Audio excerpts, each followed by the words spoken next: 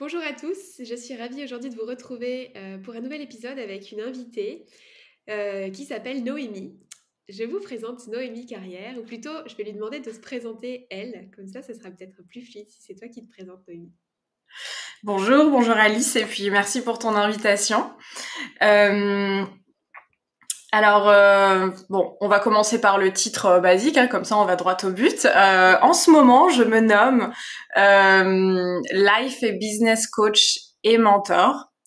J'accompagne les entrepreneurs dans les métiers du bien-être, souvent des accompagnants ou qui ont des projets qui partent du cœur pour le monde, qui font les choses dans l'amour, ça peut être des services, des produits, eh bien à développer leur activité avec le plus de fluidité possible, avec leur mode d'emploi spécifique pour que ce soit agréable, hein, qu'on aille dans le nouveau paradigme de l'entrepreneuriat et pas dans un petit peu la labeur de l'ancien. Et puis à déployer leur être aussi, hein, donc moi mes deux axes c'est amour de soi et entrepreneuriat. Voilà pour le côté pro. Sinon je viens de Tours, mais j'ai beaucoup vécu à l'étranger et j'ai un style de vie un peu nomade. Je cherche un peu mon prochain lieu de vie, mais j'aime toujours pas mal vadrouiller à droite à gauche. Voilà pour la petite présentation spontanée. Ouais, génial, c'est parfait, merci. Ça fait maintenant un peu plus d'un an que j'ai entendu parler de toi, puisque on s'est rencontrés dans la sphère, on va dire, Anne-Claire Méré. Hmm.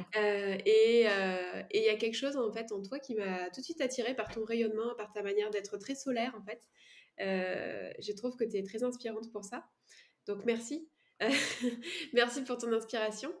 Et, et je trouve aussi que tu portes quelque chose de l'ordre vraiment de la légèreté et de la joie dans ta manière de partager, dans ta manière d'être au quotidien. Euh, et je trouve ça hyper intéressant parce que je sais que dans les entrepreneurs, on a de tout. On a des personnes pour qui c'est très léger et il y a des personnes pour qui, au contraire, c'est très, très laborieux. Est-ce que tu aurais envie de nous partager comme ça, spontanément, quelques éléments de ce qui fait que c'est si... En tout cas, que ça paraît si léger et joyeux de t'entendre parler de l'entrepreneuriat. Alors, merci pour tes mots et merci pour cette question. Euh, je pense que j'ai toujours cherché à ne pas subir ma vie, à me sentir bien. Et donc, j'ai une tendance naturelle à aller vers ce qui m'apporte de la joie, faire ce que j'aime et remplir mon vase, comme j'aime bien dire. Donc, je pense qu'il s'agit vraiment de s'écouter et d'apprendre à se connaître soi, comment on fonctionne, quels sont nos besoins, qu'est-ce qui nous apporte de la joie, ce qui va être différent de voilà, plein d'autres personnes, et, euh, et tracer sa route. Donc, moi, j'ai pas mal souffert dans d'anciens jobs conventionnels, dans l'événementiel, dans le commerce, dans le recrutement, dans la finance. Et vraiment, je subissais les jobs, hein. Il y avait des parties sympas, mais je les subissais. Et souvent, je quittais mes jobs et puis j'en trouvais d'autres. Et puis j'essayais toujours de trouver une solution pour pas rester dans cette situation-là. Et donc, là, avec cette liberté de l'entrepreneuriat, c'est ça à quoi j'aspire en fait pour moi et puis pour les personnes que j'accompagne, c'est de ne pas subir le travail et de ne pas retourner dans cette situation-là, même à travers l'entrepreneuriat. Euh, et en fait, c'est vraiment une question de philosophie et d'état d'esprit et de toujours essayer de s'entraîner, de se poser la question qu'est-ce qui est joyeux pour moi? Parce que même moi, parfois, quand je m'organise dans mon travail, des fois, je peux retomber dans des choses un petit peu plus lourdes et j'essaye, quand c'est... De toute façon, la lourdeur, je vais le sentir dans mon plexus, je vais le sentir dans mon corps, ça va pas être très agréable. Et très vite, j'essaye de me reprendre et de me dire, bon, où est-ce que je me prends la tête? Comment est-ce que je peux rendre les choses plus légères, plus joyeuses, plus fluides pour moi? Donc, c'est vraiment une question assez simple à se poser, mais c'est une philosophie, en fait. Il faut aussi y croire que c'est possible, que ça Mm. puisse marcher comme ça. Parce Yes. que il y a beaucoup de personnes qui pensent, il y a quand même une grosse croyance générale de pour avoir des résultats, faut travailler dur. Et travailler dur, c'est un peu subir quand même. Donc en fait, si je résume, en gros, la clé principale pour toi, c'est d'être vraiment connecté à tes émotions et d'être vraiment connecté à tes ressentis pour voir où est-ce que tu peux réajuster des choses, en gros, c'est ça? Oui, c'est ça. Mm. Et il y a vraiment une grosse partie de connaissance de soi. En fait, Mm. apprendre à se connaître et se découvrir au fur et à mesure. Parce que parfois, on va voir, donc je m'inclus dedans, des techniques marketing ou des manières de faire des personnes qui m'inspirent. Voilà, je vais voir des personnes qui m'inspirent, et bon, bah, j'observe, elles font comme ci, comme ça, ok. Et puis, bah, quand j'essaye de m'y mettre, c'est pas très léger, c'est laborieux et c'est tout simplement découvrir son propre chemin à soi et sa propre manière de faire qui est beaucoup plus fluide. Mm. Et ça, c'est vrai que c'est là où je dis qu'on est des pionniers, que c'est important d'innover et aussi d'être dans son leadership. On en parlait en off l'autre jour parce que c'est trouver son modèle à soi en fonction de ce qui marche pour nous. Et oui, c'est vraiment dans l'écoute subtile de ce qu'on ressent. Est-ce que c'est lourd? Est-ce que c'est léger? Puis il y a vraiment une grande partie d'être connecté à son intuition aussi pour avoir les bonnes idées inspirées. Ouais, carrément. Merci. Et du coup, c'est vrai que quand je t'entends parler tout à l'heure, tu parlais de nouveaux paradigmes de l'entrepreneuriat. Et c'est vrai que je pense qu'il y a beaucoup de personnes, ben, même, tu vois, il y a 10 ans, il y a 20 ans, qui étaient vraiment dans la dynamique de no pain, no gain dans l'entrepreneuriat. Et c'est vrai qu'il y a encore quand même pas mal de salariés, je pense, qui ont un peu ce fonctionnement-là, mais de moins en moins finalement. En tout cas, nous, c'est vrai que dans le monde entrepreneurial dans lequel on baigne aujourd'hui, je trouve que c'est plus du tout le cas et qu'il y a vraiment eu un changement de cap complet qui fait qu'aujourd'hui, c'est vraiment beaucoup plus connecté à nos besoins, beaucoup plus connecté finalement à d'abord qu'est-ce qu'on a envie de vivre avant de faire finalement. Et c'est vrai que je trouve que ça change énormément de choses dans la manière d'être. Euh, c'est comme ça que tu le vois toi aussi? Oui, tout à fait. En fait, c'est vrai qu'on est une génération, en tout cas un mouvement, comme tu dis, ces dernières années où ça n'existe pas trop, donc on est de plus en plus à le faire, mais c'est quand même nouveau et c'est... Pardon, j'ai un petit peu perdu le fil de ce que tu venais de me dire avant. Sur le côté shift entre l'ancien entrepreneuriat vers le nouveau entrepreneuriat, d'être plus connecté à ses besoins et à la vie qu'on a envie de vivre. Oui, bah, comme je le disais au début, c'est qu'on n'a plus envie de subir. Moi, personnellement, mes grands-parents se sont tués à la tâche toute leur vie. Ils ont été dans ce paradigme de la labeur qui était très valorisé. Mm. Et, euh, et bah, ça donne pas envie. Ça donne pas envie. Je pense qu'il y a de toute façon, un changement de conscience. Voilà, bon, bah, moi, je suis assez connectée à la spiritualité et tout, donc c'est un grand changement, un paradigme planétaire avec l'élévation des fréquences, de l'énergie, de la conscience, qui fait que euh, maintenant, on se tourne plus vers l'être, comme tu disais, le déploiement de l'être, l'alignement, faire les choses à partir du cœur, de l'âme, moins à partir des calculs mentaux, pour être plus épanoui. Et Mm. on cherche, oui, c'est vrai qu'il y a plein de personnes avec le Covid ou même avant, hein, il y avait plein de burn-out. On sent bien qu'on ne supporte plus comment on a pu travailler avant. Donc, que les personnes fassent ce switch consciemment ou inconsciemment, de toute manière, il y a quelque chose qui demande à changer parce qu'on ne supporte plus ça. Mm. Carrément. J'avais envie de te demander de revenir un peu à la source pour toi de qu'est-ce qui t'a fait devenir entrepreneur et comment ça a été tes premiers pas? dans l'entrepreneuriat. Tu dis que tu as beaucoup subi dans tes anciens boulots de salarié. Et du coup, comment est-ce que tu as fait le changement et comment ça s'est passé au début? Est-ce que pour toi, tout de suite, hop, tu as switché et c'était fluide ou est-ce qu'il y a eu un temps d'adaptation? Comment ça s'est passé? Oui, ça a été une transition. Jamais de la vie, je me serais imaginée entrepreneur dans le passé. Jamais, jamais. Et en fait, donc j'ai travaillé dans le commerce, la finance, enfin surtout pas mal dans le recrutement à Londres, à Singapour. Et j'aimais pas vraiment ce que je faisais, mais je savais pas trop quoi faire. Tout ce que je voulais, c'était vivre à l'étranger, m'amuser, parler anglais, découvrir d'autres cultures. Donc ce job me permettait de bien en vivre et de vivre mes rêves. Mais au bout d'un moment, j'ai commencé à vraiment voir ma santé, mon énergie, mon moral se dégrader très fortement. Et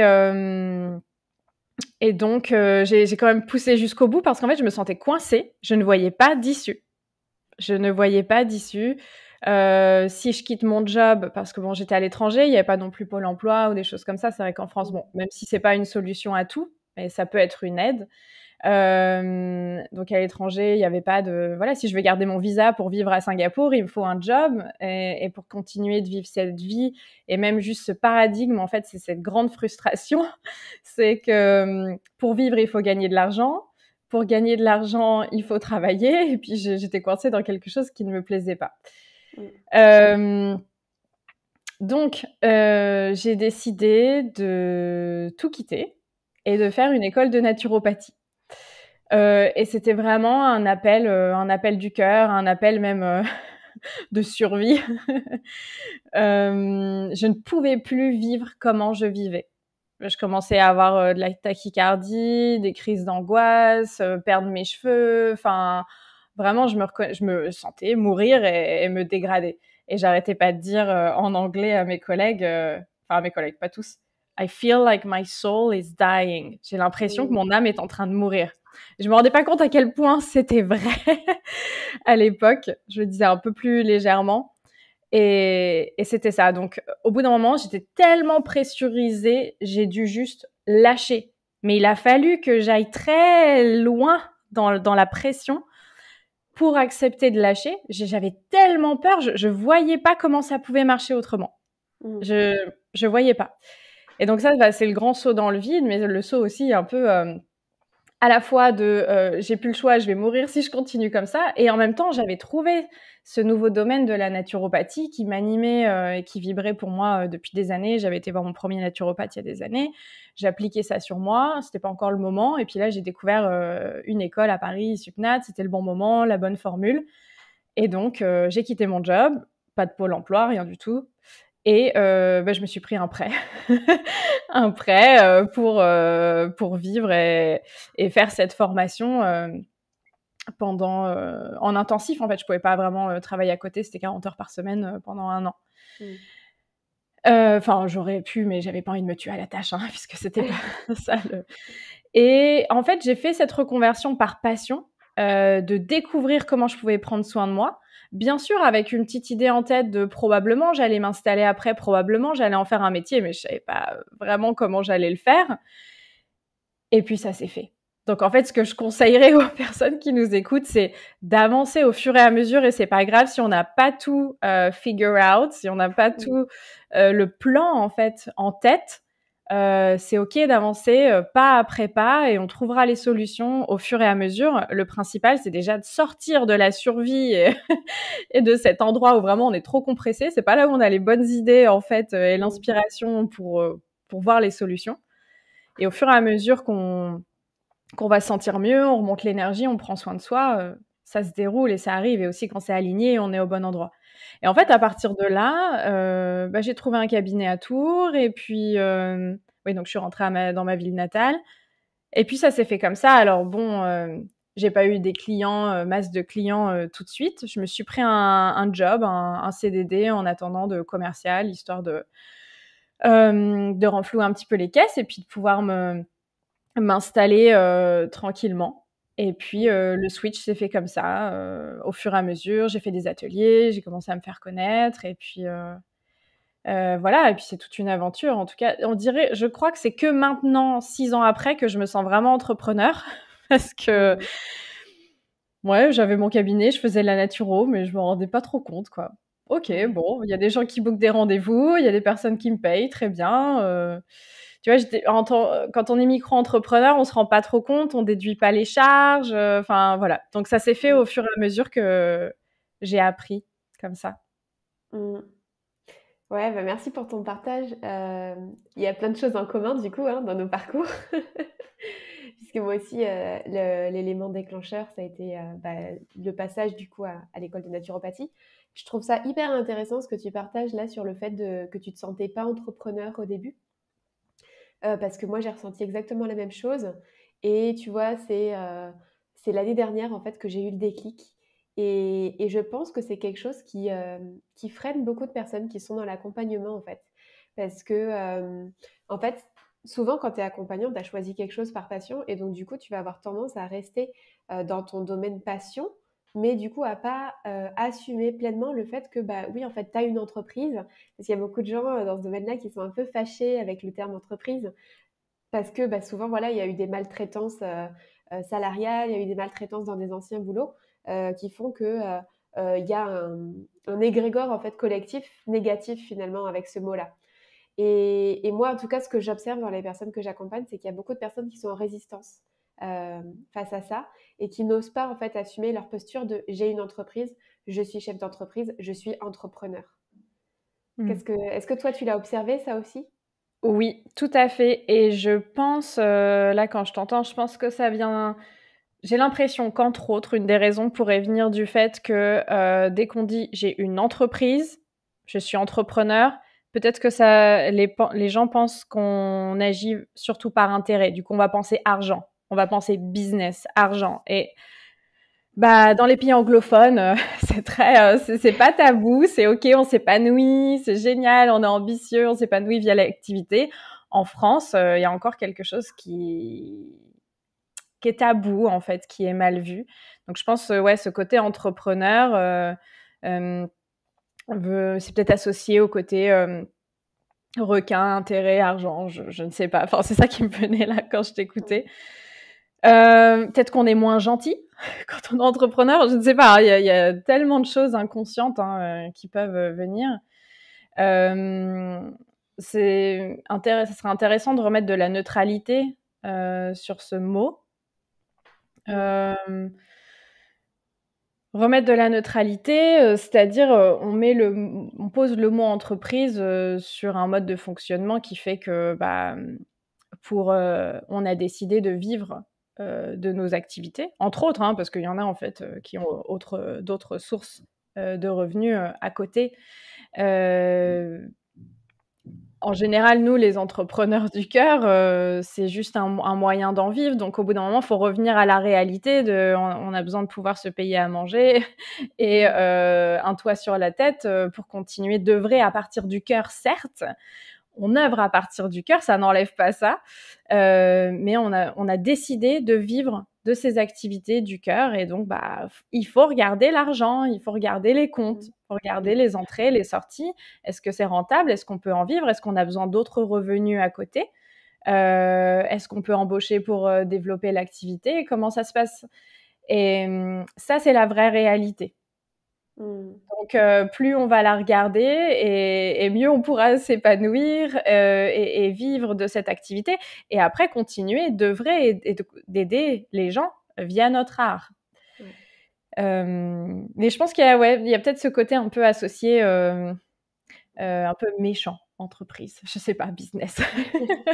Pour simplifier, vraiment. Ouais, mais c'est super intéressant parce que ça demande vraiment justement d'aller voir les croyances qui sont portées par ça. Et tu vois, encore une fois, la thématique de l'argent, elle revient en fait de manière hyper puissante. Parce que on va parler après de ce que toi tu appelles la voie initiatique de l'entrepreneuriat. Mais pour moi, la thématique de l'argent, elle est centrale parce qu'effectivement, il y a beaucoup de gens qui se lancent dans des métiers de l'accompagnement pour, pour aider d'autres personnes, par passion, par envie en fait qui vient du cœur. Et il y a quelque chose de fondamentalement bloqué par rapport à cette notion d'argent de ah mais je peux pas me faire payer pour quelque chose que j'aime. Bah, pourtant, en fait, si jamais tu te fais pas payer, en fait, comment est-ce que tu vas gagner ta vie et comment est-ce que tu vas pouvoir continuer ton métier, en fait? T'es pas bénévole, sauf si effectivement t'es rentier et que tu fais ça bénévolement. Mais finalement, en fait, il y a un besoin qui doit être rempli aussi à un moment. Et puis en fait, il y a aussi une valeur marchande en fait du service que tu proposes. Donc ça demande à, oui, je pense à accepter, à déconstruire beaucoup de choses en fait comme concepts qui sont intégrés depuis très longtemps dans cette société, bah, justement du côté no pain no gain, du côté euh, l'entreprise des méchants, etc., du côté du concept de l'argent. Enfin, voilà, moi je vois toutes ces choses-là en fait qu'il y a à déconstruire pour se sentir vraiment libre dans l'entrepreneuriat. Toi, tu vois quoi d'autre en plus? Eh bien, pour moi, le point clé et ce sur quoi j'aime accompagner, c'est reprogrammer le fait que ta zone de facilité et ta zone qui est super fluide et innée pour toi, l'est pas forcément pour les autres. Et c'est peut-être là où ça va être le plus facile et le plus kiffant pour toi, que c'est ta zone de génie sur laquelle tu peux aider les autres et recevoir de l'argent en retour. Mais on a tellement été habitués à travailler dur, la valeur travail, hein, les grands-parents qui disent c'est bien, t'as bien travaillé. C'est quelque chose qui est très très valorisé. Et donc il y a cette image aussi de quand c'est facile, on se tourne les pouces, on le mérite pas. Et tout ça, c'est à déconstruire. Moi, vraiment, ma vision, c'est à aller voir nos talents, nos dons, ce qu'on fait naturellement et qu'on adore faire et qui va faire du bien aux autres. Et croire que ça a sa raison d'être et que si dans notre cœur, on a envie d'aider les autres, eh bien, on peut tout simplement miser sur ça. Après, on peut faire plein de formations et on peut continuer de se développer, bien sûr. Mais on a déjà ça sur lequel miser qui peut aider les bonnes personnes qui en ont besoin. Ça va peut-être pas être la terre entière, mais il y a des personnes déjà à notre échelle qu'on peut aider et qui vont pouvoir bénéficier de nos services, de nos produits. Ça va leur faire du bien, ça va parfois même leur transformer la vie. Et d'accepter de recevoir de l'abondance financière en retour. Et ça, c'est vraiment une grosse reprogrammation. C'est clair. Ça peut être aussi facile que ça, mais c'est à nous de le croire. C'est à nous de croire que c'est possible, que ça fonctionne comme ça. Bah, et merci. c'est ça le nouveau paradigme, en fait. Enfin, en tout cas, selon moi. Ouais. Ma définition. Bah, je suis d'accord avec toi et je te remercie de le partager parce que je pense qu'effectivement, c'est vraiment une clé et que c'est hyper important. Donc ouais, je pense que ça va aider beaucoup de gens. Je le disais tout à l'heure, toi, je sais que ton motto, ta devise un peu, c'est enfin, tu parles de la voie initiatique de l'entrepreneuriat. Et j'avais envie de te demander d'expliquer, toi, pourquoi ces mots-là. Et est-ce que tu peux expliquer pour toi ce que ça représente, en fait? Oui, merci d'en parler parce que c'est vrai que ça me tient beaucoup à cœur. Ça fait 1 an qu'il y a cette expression qui m'est venue, le chemin initiatique de l'entrepreneuriat, parce que c'est mon vécu, en fait. Et ce dont je parle beaucoup avec mes clients, c'est en fait comment dire, la voie de l'entrepreneuriat, c'est vivre la vie fois 1000. Ce que t'as pas forcément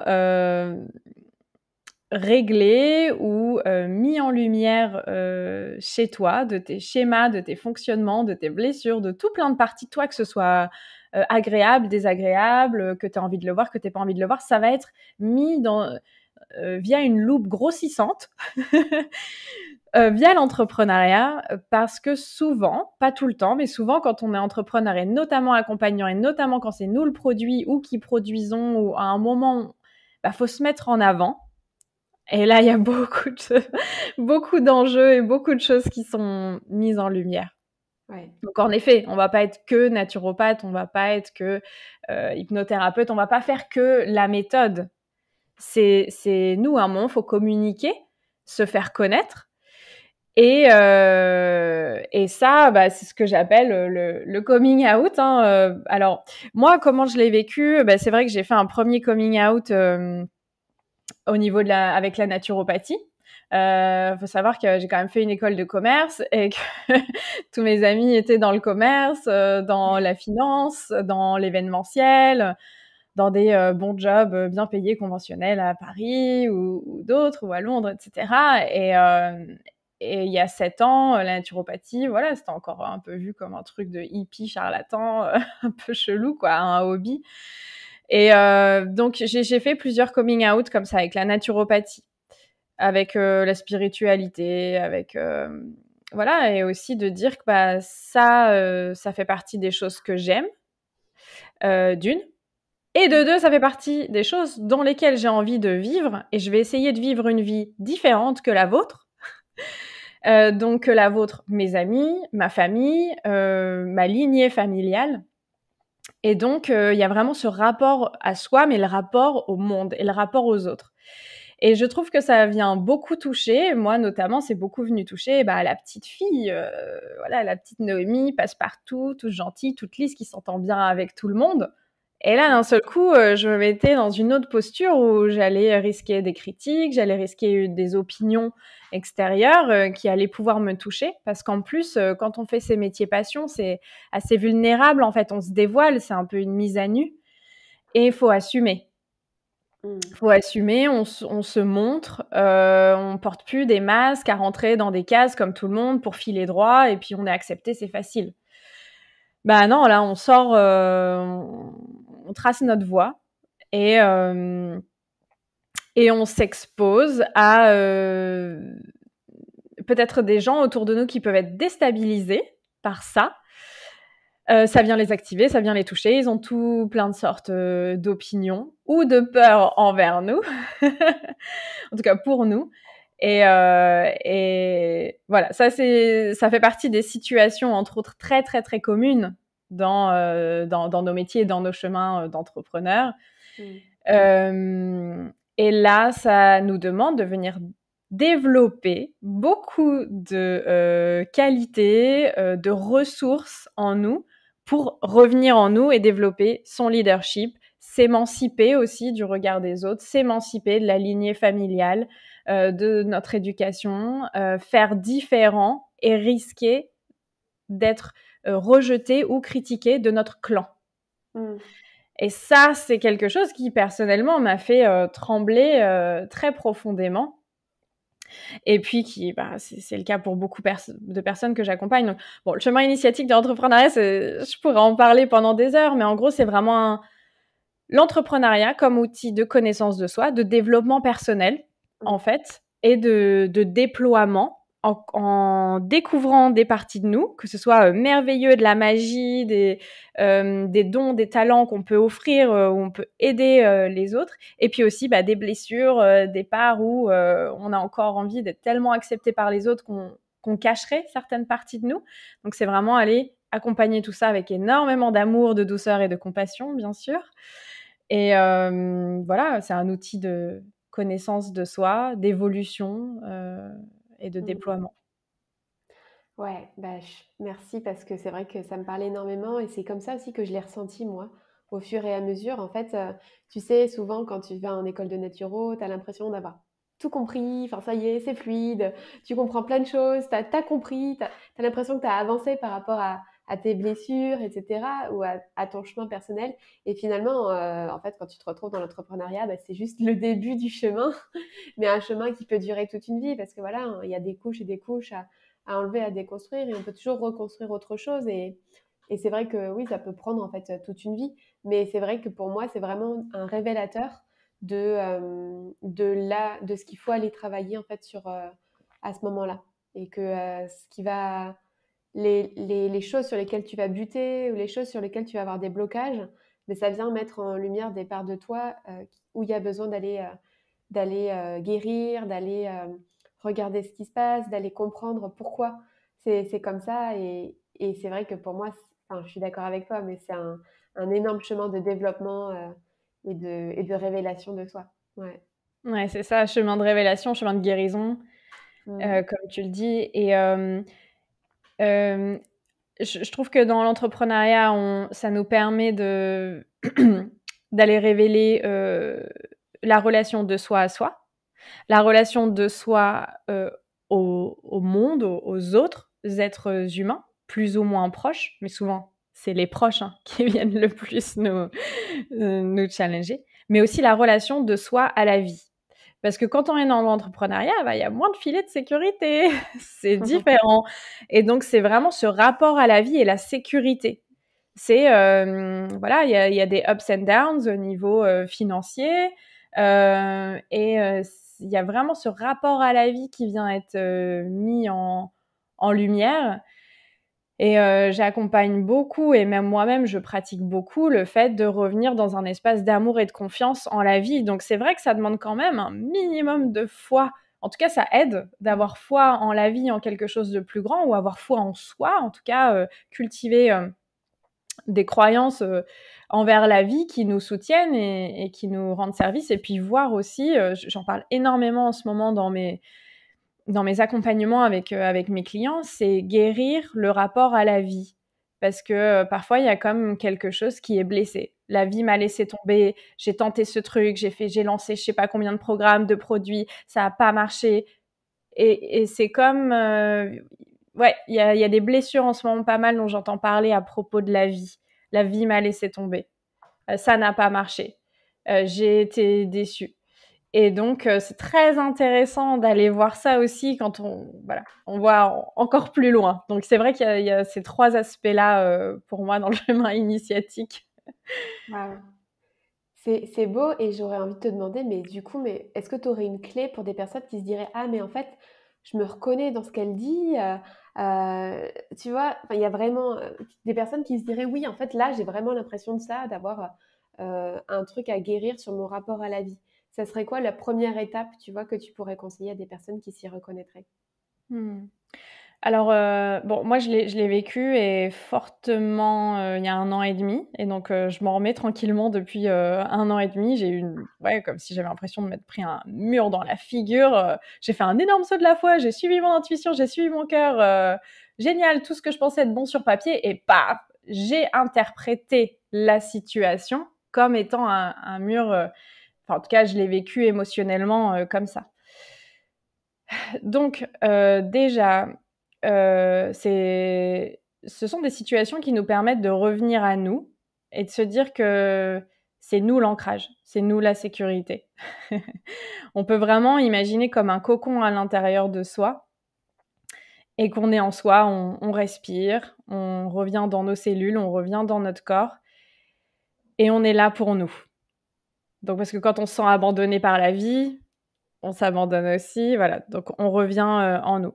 C'est vraiment reconstruire, c'est revenir à soi et reconstruire la confiance en soi, l'estime de soi, croire en soi, et revenir dans des choses très profondes, très fondamentales de ma valeur est indépendante de ce dont je vais réussir ou non, de ce qui va se passer dans ma vie extérieure. Je suis parfait tel que je suis, et j'ai toutes les ressources en moi, et voilà, je m'accepte entièrement tel que je suis. Donc ça permet de revenir vraiment à un amour de soi encore plus profond.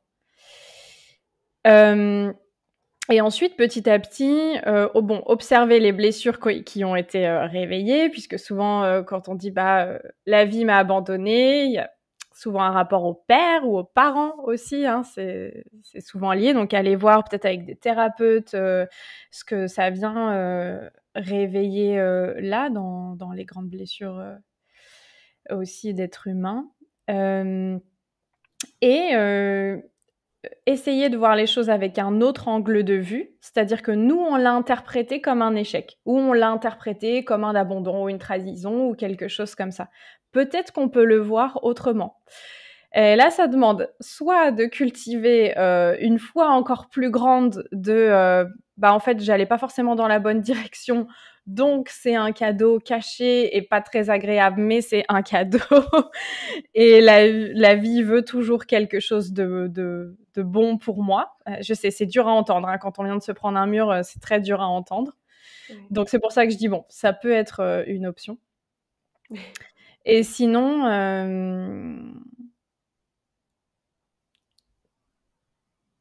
voir quelle est l'invitation et l'opportunité de la vie dans cette situation-là. Qu'est-ce qu'on a à apprendre? C'est peut-être parfois des gros réalignements.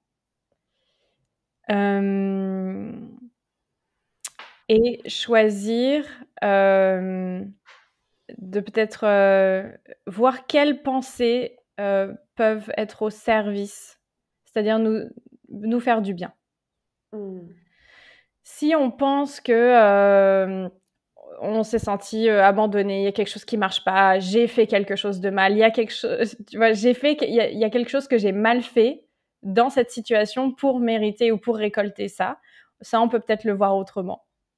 Ouais. Donc, je sais pas, là, j'ai pas tout de suite quelque chose qui me vient en tête, mais c'est vrai que c'est ce travail sur les pensées de voilà, choisir des pensées qui nous servent davantage, en fait, qui sont davantage au service. Bon, désolée, je mouline un petit peu là, ça me vient pas forcément, mais... C'est intéressant et en fait, moi, quand je t'entends parler, ça me fait penser à un événement de ma vie en particulier, mais c'est surtout le fait qu'il y a, pour moi, le liant de tout ça, c'est vraiment de cultiver justement la foi. Et je pense que le plus difficile, c'est la première fois que tu te prends une grosse claque comme ça. Mais finalement, quand tu as déjà vécu ça, tu sais, moi par exemple, j'ai vu le gros point de bascule dans ma vie professionnelle, ça a été un accident de voiture. Et en fait, j'ai jamais été aussi mal qu'après cet accident de voiture. Mais si jamais j'avais pas eu ce déclencheur qui m'a fait prendre tout un tas de prises de conscience en fait à ce moment-là, j'en serais jamais là où je suis aujourd'hui en fait. Je serais peut-être encore très très malheureuse dans mon ancienne vie pro, etc. Et finalement, le fait de se rendre compte que des épreuves comme ça, qui sont très très dures, ça te permet ça fait partie de ton chemin d'évolution et c'est exactement ce que tu avais besoin de vivre en fait à un moment donné pour te réaligner, pour transformer des choses, pour avoir des prises de conscience. C'est hyper dur, hein. C'est hyper dur, mais le fait de l'avoir vécu une première fois et d'en avoir pris conscience de là où ça t'a emmené, en fait, un premier gros choc comme ça, et ça peut être un problème de santé, ça peut être un problème de n'importe quoi, mais le fait d'avoir cette prise de conscience, je pense que ça te donne une forme de résilience qui fait que quand tu vas réavoir après des downs comme ça et des choses qui sont compliquées justement dans ton rapport à la vie, ça va te permettre de garder cette foi. En tout cas, moi, c'est comme ça que je le ressens. C'est depuis ce moment-là, je sais que si jamais j'ai des coups de down dans ma vie, qu'il y a des choses qui se passent mal, en fait, je sais que je vais pouvoir m'en sortir. Je sais que je vais pouvoir renaître de cet événement et ça me permet vraiment de cultiver cette foi. Je dirais que peut-être que ce qui m'a aidée aussi, c'est que du coup, comme j'avais un petit peu de mal à retourner dans mes prières et croire en quelque chose de plus grand, voilà, j'étais fâchée avec la vie, pas contente. Ça m'a aidée à me réancrer dans des choses simples du quotidien. Oui. Boire un café, aller m'acheter un petit truc sympa, appeler une copine, passer du temps de qualité avec les gens que j'aime. Et revenir à des choses simples et basiques comme ça qui m'ont vraiment aidé à me recentrer et me réancrer. Et ça faisait peut-être partie des rééquilibrages dont j'avais besoin, de savoir que l'aide et les ressources sont partout. Accepter l'aide aussi, dire qu'on a besoin de soutien, voilà, ne pas chercher à tout faire tout seul. On est interdépendant des autres êtres humains aussi. Voilà, et c'est OK si on comprend pas tout de suite. Et c'est OK si on comprend même pas au bout de 1 mois, 2 mois, 3 mois. Peut-être qu'il nous faudra 6 mois, 1 an, 2 ans pour comprendre quel était le bénéfice en fait à ce moment-là, le bon en fait qui s'est passé. Même si on le voit pas tout de suite. Ça m'a aidé. Il y a ma coach à l'époque qui m'avait dit ça et ça m'a aidé. Elle me dit peut-être que tu comprends pas tout de suite et sur le coup j'avais besoin d'avoir du sens, d'avoir des réponses, de comprendre. Elle m'a dit moi il m'est arrivé quelque chose comme ça et j'ai compris que 6 mois, 1 an plus tard à quel point ça m'a transformée, ça m'a permis de faire ce que je fais aujourd'hui qui est grandiose. Donc il y a ça aussi. C'est OK de ne pas comprendre, c'est OK de ne pas tout comprendre, que tout ne soit pas forcément logique. Et ça fait... Ah oui, un truc que je voudrais dire aussi, c'est que ça m'a aidé à accepter que la vie peut pas toujours être bisounours et papillons et joie et légèreté, comme on en parlait au début. Et accepter peut-être plus facilement des moments moins agréables, avec moins de résistance. Accepter que ça fait partie de la vie et que c'est OK, et que c'est pas que j'ai fait quelque chose de mal, c'est pas que je me suis trompée, c'est que ça fait partie des processus. Et ça m'aide à vivre tout ça avec plus de fluidité, moins de résistance en fait, moins de pensée rigide de bien, pas bien. Entièrement d'accord, merci beaucoup. Mm. Il y a une question que je pose à tous mes invités, mais tu en as déjà parlé un peu. Si tu devais résumer, pour toi, qu'est-ce qui est magique et, dans la voie initiatique de l'entrepreneuriat et quelle forme de guérison ça vient nourrir en résumé? Qu'est-ce qui est magique? Moi, j'adore quand on découvre nos dons, comme tu disais tout à l'heure, quand on se révèle. Et vraiment, cet émerveillement, tu dis, oh, j'arrive à faire ça, mais j'ai fait du bien aux gens, et puis j'ai pu recevoir de l'argent en retour, et puis je peux en vivre. Mais c'est vraiment quand on sent qu'on a donné le sourire, on a aidé des gens à se transformer, on les a aidés à se sentir bien, on a contribué de quelconque manière grâce à quelque chose qui était en nous qu'on soupçonnait peut-être même pas. Ça, c'est vraiment magique parce que oui, on a parlé du côté de notre initiatique un peu blessure, un peu difficile, mais il y a tout le côté mais absolument merveilleux de se révéler en fait. Et pour ça, il faut se créer des situations nouvelles qui sont peut-être inconfortables au début, mais nouvelles qui permettent de révéler toute la magie et tous les trésors qu'on a en nous. Moi, c'est une fois que je me suis mise dans des situations de séance où je ne savais pas ce que j'allais mettre dedans, qu'il y a mon intuition qui a commencé à venir et j'ai commencé à découvrir plein de facultés et de capacités et de manières de comprendre et de lire psychologiquement les gens parce que je me suis mise dans ces nouvelles situations où j'ai un petit peu sauté dans le vide. Voilà, donc ça c'est magique. Et puis il y a l'amour de soi qu'on développe dans tous les sens du terme, pour les côtés magiques, pour le côté j'accepte tous les autres côtés que j'aimerais rejeter. Voilà, et puis c'est aussi s'offrir un espace illimité de développement. Voilà, on crée une nouvelle vie. Génial. Tout est possible. Merci beaucoup pour tes partages. Merci Alice, merci beaucoup à toi. Pour les personnes qui te connaissaient pas avant cet épisode, est-ce que tu peux nous dire comment est-ce qu'on peut te retrouver, comment est-ce qu'on peut te suivre et si tu as des actualités en ce moment que tu aurais envie de partager? Je suis surtout active sur Instagram, donc Noémie Carrière, assez simple. Bon, j'ai une page Facebook et un canal Telegram, mais je suis un petit peu moins active dessus. Il y a mon site. Donc, c'est surtout Instagram. J'aime bien partager en story. Et puis, je participe à un sommet avec toi et les coachs du cœur organisé par Maëlle, le sommet des entrepreneurs du Nouveau Monde, qui aura lieu, je crois, du 30 au 9 juin. Et moi, j'interviendrai le 2 juin. Voilà, sur le thème de suivre son flow, ses élans de vie et la joie pour entreprendre dans la fluidité en étant soi-même. Donc, un thème que j'adore. Je pense aussi, du coup, dans les prochaines semaines, relancer un groupe de mastermind pour des entrepreneurs qui veulent se déployer et développer leur activité et leur entreprise avec cette philosophie-là. Génial. Merci Noémie du fond du cœur pour tous tes partages et puis encore une fois d'être si inspirante. Merci à toi Alice. C'était super de pouvoir échanger avec toi sur tout ça, de pouvoir avoir ton point de vue. Je pense que ça va inspirer beaucoup de personnes. Donc n'hésitez pas à aller suivre Noémie et puis ça sera un plaisir pour continuer à échanger avec toi. De toute manière, nous on est en contact et effectivement vous pouvez nous retrouver toutes les deux dans le sommet de Maëlle. Je mettrai le lien dans les notes de l'épisode du coup vers le sommet. Merci beaucoup Alice, merci pour tes questions, merci pour cet espace et pour ta lumière également. Je te dis à très bientôt et puis à tous les auditeurs, je vous dis à la semaine prochaine. Au revoir. Au revoir.